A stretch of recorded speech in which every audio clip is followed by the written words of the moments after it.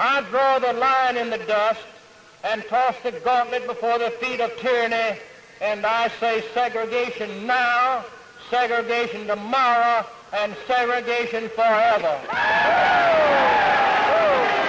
Think about what this means. I have made the same speech in this governor's race in Tuskegee, in Talladega, in Anniston, in Huntsville, in every section of Alabama. I have not made one speech in one section and another one in another, because I stand for segregation of the races in public schools. Think about the legacy it carries. The George Wallace campaign has picked up the greatest momentum of any candidate. This is the People's Victory Campaign, a grassroots movement that's in full gear to elect Governor George C. Wallace as our next president. And what this man represented. Northerners are likely to take the position, some of them, of course, did, during New York went for Mr. Roosevelt, too, during didn't it? Reconstruction, that it was the South that caused a civil war that resulted in 1 million deaths. And I think this program is getting off of what yes, it certainly is. When you say the South caused a civil war, you came here to talk about conservatism, and yet that's typical of you and your magazine. You come here, all you want to do is insult our party. We can't have it. Well, listen, I don't want to get into the argument who started the Civil War. And when you make the statement that the South caused a civil war, then we could argue 2 hours on that. Mr. Buckley was just... I resent that. I resent him saying that, and so we're not even going to talk about it. Think about that line. Segregation now, segregation tomorrow, segregation forever. This was George Wallace's inaugural address after winning the governorship of Alabama. 10 years after that, it was a fight Linda Brown's parents were determined to win. Their daughter at the center of the landmark Brown versus Board of Education case during a time when Jim Crow laws dominated the South. The Browns from Topeka, Kansas, along with other families, including Catherine Sawyer's, in a desperate battle to desegregate schools. Despite protests, Segregation forever. the Supreme Court ruled unanimously. Racial segregation in schools was no longer legal. Wallace's campaign slogan that won over white folks in the state, stand up for Alabama. 6 months later, writes EJI.org, Governor Wallace launched himself into the national spotlight by physically blocking 2 black students from enrolling at the University of Alabama. It would take... As Governor George Wallace appeals for calm and prepares to confront a deputy U.S. attorney. The federal officers are armed with a proclamation from President Kennedy urging the governor to end his efforts to prevent 2 Negro students from registering at the university. The governor is adamant. He made a campaign promise to stand in the doorway himself to prevent the integration of the last all-white state university. After the federal officers leave, there's a lull of several hours while President Kennedy federalizes the Alabama National Guard and they move to the campus.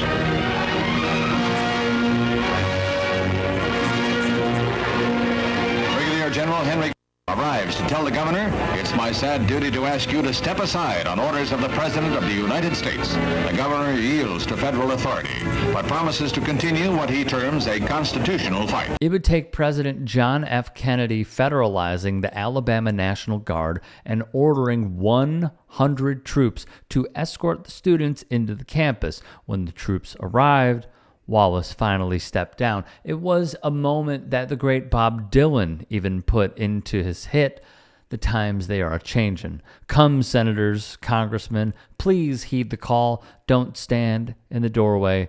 Don't block up the hall. It's said that Wallace's passion for segregation would inspire JFK to give the following speech that was a seismic shift during and for the civil rights movement. For any government of laws and not of men, no man, however prominent or powerful, and no mob, however unruly or boisterous, is entitled to defy a court of law. If this country should ever reach the point where any man or group of men, by force or threat of force, could long deny the commands of our court and our Constitution, then no law would stand free from doubt. No judge would be sure of his writ, and no citizen would be safe from his neighbors. Thus, when we learn from history, process it, study it, analyze it, it is easy to hear the dog whistles repeated. That I'm going to vote for this today. I'm going to vote for it tomorrow, and I'm going to vote for this bill the rest of my life. That, my friends, is Dixon McMakin. It's official. Julia Letlow has announced she's running for the U.S. Senate. That means her 5th congressional seat is open. I'd be a candidate that would represent all of District 5. I've stood for bold, positive change at the Louisiana Capitol, and that's what I would bring to the U.S. Capitol as well. A former congressional candidate, and I kid you not. Here come your fighting tigers of LSU! The announcer of LSU Sports. You know, I always hear, keep politics out of sports. Keep sports out of politics from so many on the right. Yet here is a prime example of the hypocrisy in Dixon. Furthermore, Bess Kassler here is a reporter for WBRZ. She's also married to State Representative Dixon McMakin of Baton Rouge. Dixon dropped out the congressional race for the 5th Congressional District here in Louisiana because Donald Trump endorsed another Republican in the race. Well, Bess ain't like that much. So on Bess's private Instagram page, on her story, she posted, "Just because he can't say it, I will. The best possible candidate for this district has to bow out because of BS, bureaucracy, and backroom deals as usual. Trump ruined it, y'all."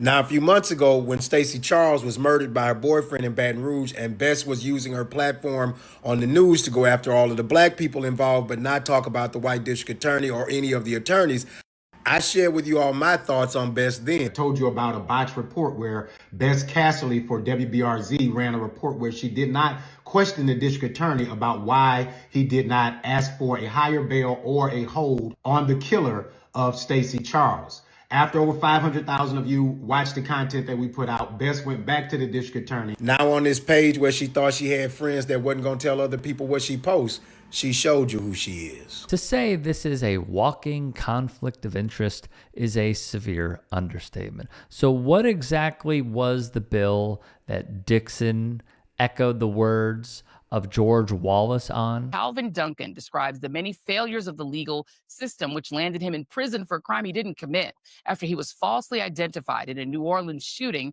convicted, and sentenced to life in prison. The book chronicles his relentless fight to free himself while learning about the law so that he could seek justice for himself and hundreds of other prisoners. Well, it involves this guy, Calvin Duncan. I was 19 at the time. I was arrested in Oregon. I was in the Job Corps and then extradited to New Orleans to stand trial. And once I got to New Orleans jail, everybody was telling me that I was going to get the death penalty, not even knowing the facts of my case, other than the fact that they had the same lawyers. Some of those guys had the death penalty. They had the same lawyers that I had, same judge and same prosecutor. And it was like, your lawyer's not going to come see you, so you're going to get executed. You're going to get the death penalty. Then my question was, well, how can I help myself? And he's one of those guys in the book. It talks about Big Duncan. He said, you got to become a lawyer. At that time, I only had between an 8th and 9th grade education. And that's when I started studying law and I fell in love with law. In short, Duncan taught himself law inside the prison. He earned a paralegal bachelor's degree. After release, he graduated from Lewis and Clark Law School at age 60. In November 2025, he won 68% of the vote to become clerk of criminal court in the same office that had helped keep him wrongfully imprisoned. Writes Davi Ottenheimer, he's an American hero. That was until this guy. Hey everyone, Governor Jeff Landry here tonight, wanting to thank the entire Turning Point family. Because tonight, unbelievable, over 1,500 people came to listen to Turning Point USA. Thank you, big shout out to LSU Turning Point. And so we're here on campus next to Mike the Tiger, and we're gonna put a challenge out to the LSU Board of Supervisors to find a place to put a statue of Charlie Kirk to defend the freedom of speech on college campuses. Come on, ladies and gentlemen, let's see if we can be the first campus to do it. The governor of Louisiana, former Attorney General of Louisiana, Jeff Landry, who did objectively the unthinkable. I want to thank Father Michael Alelo and St. Aloysius Church. Today is the Epiphany of the Lord.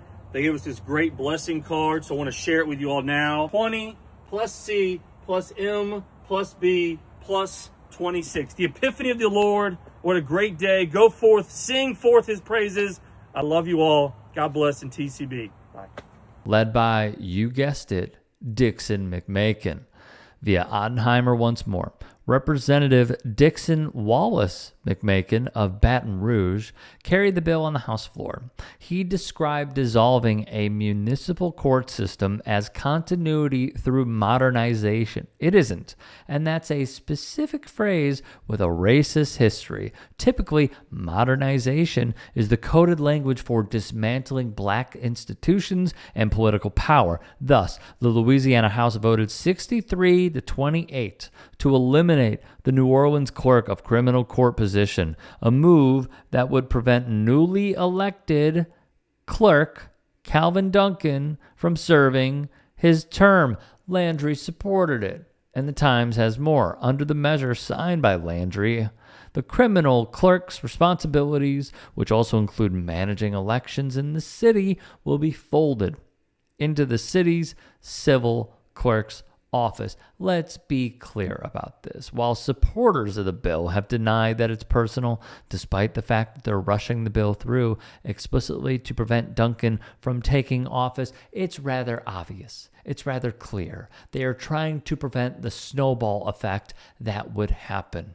And take it from local activist, community organizer, and former candidate for office Gary Chambers once more. Is attempting to nullify the votes of thousands of black people in New Orleans right now by taking away the clerk of court and several judges. Now, Dixon sits at the table at basketball games, football games, softball games, and I just wonder, do the black athletes that play at LSU want this guy who's attempting to eliminate the vote of black voters in New Orleans to be the announcer?